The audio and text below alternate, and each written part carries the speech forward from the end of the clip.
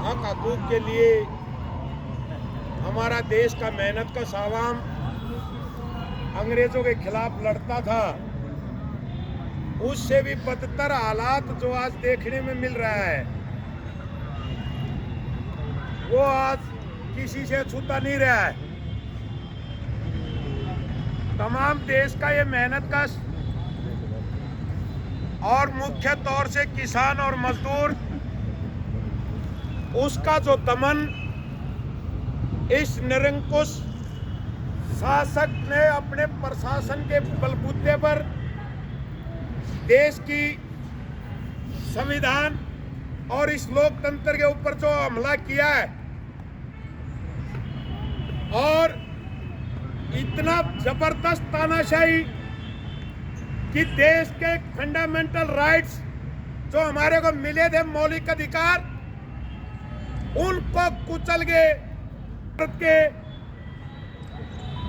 देश में जाने की आजादी पर रोक लगा दी। यानी हम दिल्ली नहीं जा सकते। दिल्ली कोई कराची नहीं है, दिल्ली हमारे देश की राजधानी है, दिल्ली देश का दिल है और अपने देश की संसद है, वहां आवाज पहुंचाने के लिए अगर किसान नहीं जाएंगे तो कहां जाएंगे। इतना बुरा हालात साथियों, अब इससे आगे और कुछ देखना बाकी नहीं रहा है।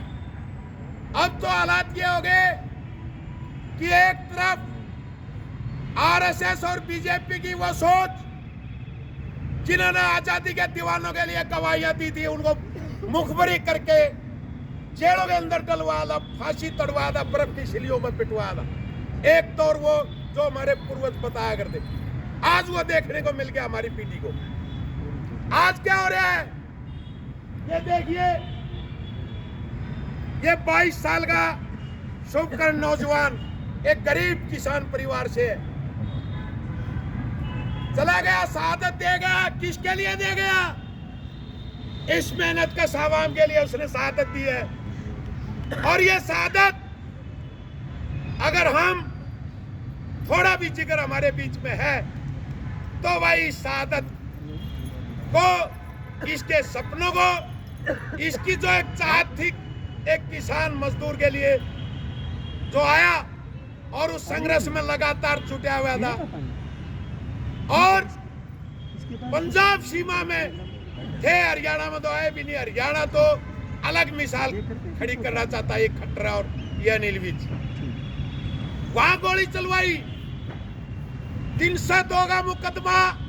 हमारी सेंटर की ट्रेड यूनियन ने कल प्रेस कॉन्फ्रेंस करके फैसले लिए जिसमें तमाम ट्रेड यूनियन और संयुक्त किसान मोर्चा की प्रेस कॉन्फ्रेंस मैंने सुनी थी, जिसमें बहुत बड़े बड़े फैसले लिए गए।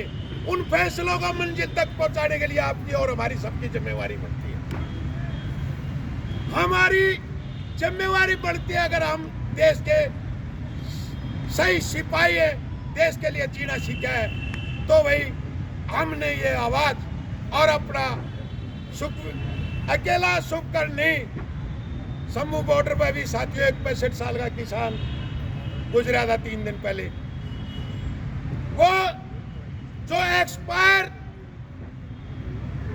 आंसू गैस के गोले ड्रोन द्वारा डाले जा रहे हैं, जिसके अंदर अकेला पॉइजन बन जाता है एक्सपायरी डेट के बाद, वो पॉइजन भरे आंसू गैस के गोलों से दम घुटने से उस किसान नेता की मौत हुई। कितनी शहादत होगी? 750 की शहादत पहले हुई थी। किसके लिए? इस मेहनत का स्वर्ग के लिए हुई थी। आज फिर खून मांगती है ये आजादी। कौन सी आजादी? हक की आजादी, न्याय की आजादी, महिलाओं के उत्पीड़न की आजादी, मेहनत कश के शोषण की आजादी। इसके ऊपर हम नहीं लड़ेंगे तो कौन लड़ेगा? तो साथियों, आज मेरी तो ड्यूटी को आना थी, एक निमंत्रण आया था, लेकिन यहाँ ये ट्रेड यूनियनों की तरफ से मेरे को कहा कि आपने वहां जाना है, आपके बीच में हूं। भाई चैन से रात को नींद नहीं आएगी अगर गंभीर चिंतन है तो। और भाई जितना भी जो हो, इस लड़ाई में तन मन धन से आगे बढ़ते हुए कोई भी कुर्बानी हमें भी देनी पड़े, आमदा खाई खेली खेती हो रही हमारे प्रधान जी का, अगर बारह कुछ नहीं बिगड़ता, या गोली मारा लगनी चाहिए। सबसे पहले साथ देने के लिए तैयार खड़े। लेकिन साथियों, ये जो भय का वातावरण बना है, मुकदमे बिला रासू का ला देंगे, मारा ऊपर है समाज 311 रासू का जितने काले कानून थे सारे ला के सब तपोते थे, ये कानून तोड़े पैट के और ला लेंगे।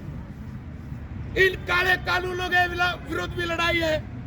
और आज लड़ाई ये है कि इन्होंने जो हालात देश के कर दिए, इन हालातों से निपटने के लिए दो ही तरीके बचे, या तो इनको सत्ता से खदेड़ना होगा या इनकी मानसिकता ठीक करनी होगी। और ठीक होगा को ना, खून में है, इनके डीएनए में, बटला का डीएनए में था, आज भी है।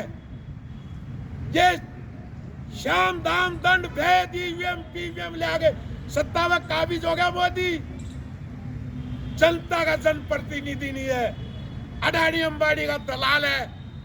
और ये दलाली जो कर रहा है तमाम पब्लिक सेक्टर का 75% दायरा प्राइवेट हाथों में दे चुका है, कुछ नहीं बचा है। किसानी को भी WHO के साथ लिंक करके इस किसानी को बर्बाद करना चाहता है, मजदूरों के हितों को, उनको मिलने वाली राहत जो सब्सिडी है वो खत्म करना चाहता है। क्या मांग रहा है किसानी? इस पे ज्यादा ना बोलते साथियों, वक्ता बहुत सारे वक्ता है, मैं तो इतना कहना चाहता हूँ भाई जो भी काल आएगी हम लग रहे हैं